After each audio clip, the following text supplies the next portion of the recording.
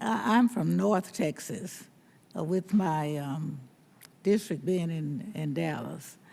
We are inland, and yet we're probably the #1 trade city in the nation. Therefore, we have an inland port. But with all the growth we have a lot of man-made lakes for drinking water. Joe Pool, Ray Hubbard, Rap Hall in the making. Then we have the Louisville Lake in the area that will probably impact my district more than anybody else's if it floods. The Trinity River and the Brazos. But we remain concerned about the supply of drinking water because we are very heavily populated.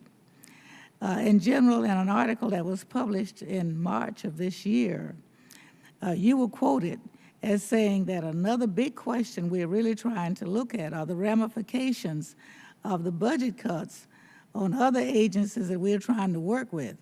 If EPA gets cut 25% in their budget, and we need EPA to look at a permit, but we can't get it to the right people, that is going to slow our work down. Now, we have some projects that we are heavily dependent on EPA to work with you now in that area.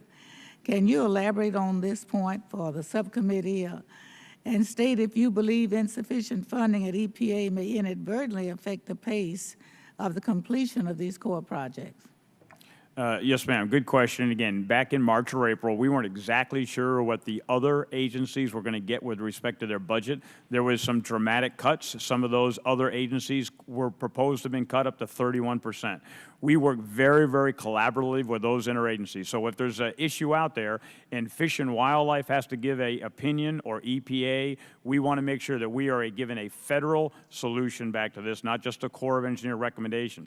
So there could be scenarios where if, in fact, an interagency gets reduced in the amount of people they have, that a permit might take longer, a decision, a biological opinion, and I think it's incumbent for us to be able to then figure out how do we prioritize those to keep the most important ones going. We aren't trying to say that we need to put more money back out there to be able to grow all these organizations, but there will be ramifications if the right amount of manning is not in some of these other organizations. Thank you. Now, there are several ongoing core construction projects that were initiated under the New Starts or provided ongoing construction funding in the fiscal year 2017 work plan. However, for the majority of these projects, additional construction funds are required in fiscal 2018 and beyond to complete this construction. Yet for a significant number of these projects, no construction funding was identified in the President's 2018 budget request.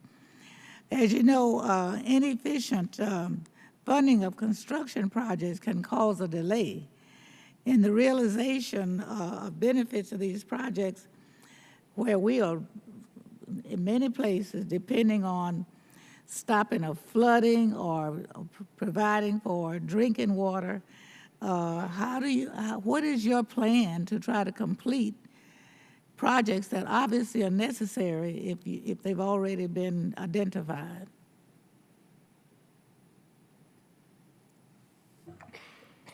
Ma'am, I'm going to give you my personal opinion here. Once Congress makes a decision to start a project, I personally think we ought to see that project through. There are projects where we don't see a continued amount of funding stream to be able to finish some of those that have been started.